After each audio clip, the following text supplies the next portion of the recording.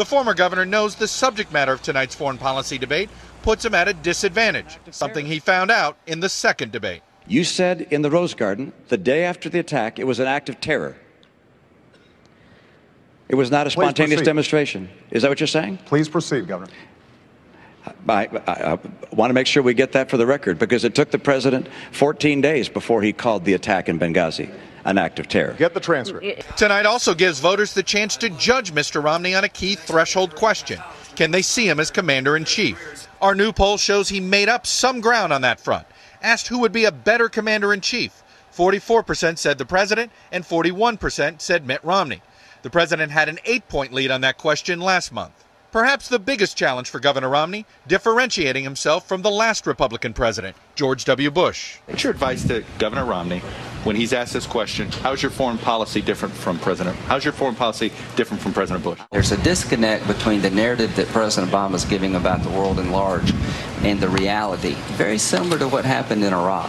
Learn from Bush's mistake, learn from Obama's mistakes, be smart, listen to your commanders, don't oversell. What Mr. Obama will try to sell are his foreign policy successes. The bin Laden killing, the end to the Iraq War, and the drawdown in Afghanistan. Aides tell us Mr. Romney will turn the conversation back to the economy by claiming you can't be strong abroad if you are weak at home. The president's challenge tonight, though, goes beyond the debate hall. According to our poll, there are growing doubts about what a second term might look like. 62% say the president should make major changes if he's reelected. Only 4% say the second term should be like the first. As soon as this debate's over, the election rubber hits the road. Early in-person voting kicked off in 2 more battleground states today, Colorado and Wisconsin, and voting in some form or fashion is now underway in all 9 of these closest swing states. And Brian, as you know, it's going to be a wild week of traveling. The president is going to hit 8 of those 9 states in a 48-hour stretch beginning Wednesday. We'll be along with him for a lot of that. Chuck Todd, part of our team in Boca Raton tonight. Chuck, thanks. And now to the rest of our team, including our resident experts on foreign policy, beginning with our chief foreign affairs correspondent, Andrea Mitchell, who is at the debate site in Boca Raton. Andrea, what should people watch for tonight? I think watch for some new rhetoric, perhaps, from Mitt Romney, a softening of his position, perhaps, on Iran. We saw in the last couple of days that, despite denials, it's clear that there have been back-channel talks between the United States and Iran about talking about getting together. Not yet agreed to by the Ayatollah for Iran, not yet agreed to by the United States, but the beginning of diplomacy again.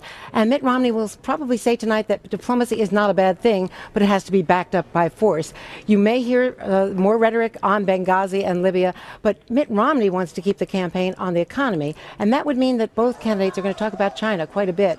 China's impact, particularly on Ohio. They're all looking towards those voters in Ohio, those battleground states where you're headed, Brian. And Richard Engel, given the fact that we never get to have you home for long, given your world travel and your view of the world right now, what's the most urgent and pressing issue that could come up tonight that'll live well beyond these debates?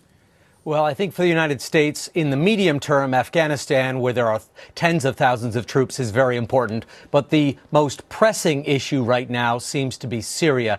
The United States can no longer ignore that conflict. It's a gaping hole in the Middle East that is sucking in other countries.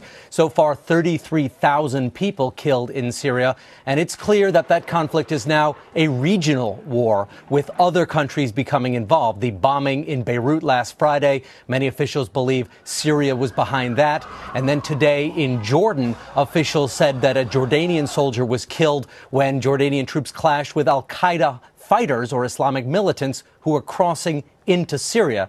This is a situation that the president, whoever happens to be president, will be forced to deal with. Richard Engel in our D.C. bureau tonight, which all of this brings us to the moderator of Meet the Press, David Gregory, here in our New York studios.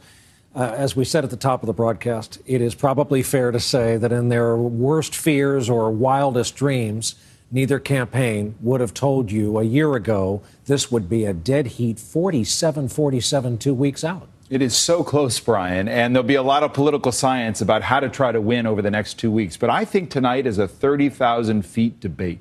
This is about America's role in the world. We've heard from our correspondents here. We not only are still a nation at war, but we face these other threats down the line. How does America lead in the world? America has to be strong at home. It's about our economy. It's about our place in the world. And I think tonight the real challenge for the Romney campaign, they have sort of evened these things up. They are seen as a credible alternative. He's not going to be seen as a commander-in-chief. I think the tone will be different tonight, but the stakes are very high. David Gregory, who will be a part of our team with us tonight. David, thanks. And a reminder, our debate coverage begins here on NBC, 9 Eastern, 6 p.m. on the West Coast. Just before that, we're going to be gathering earlier tonight at 8:45 Eastern for a pre-coverage discussion with our team. That's available only on the web tonight at nbcpolitics.com.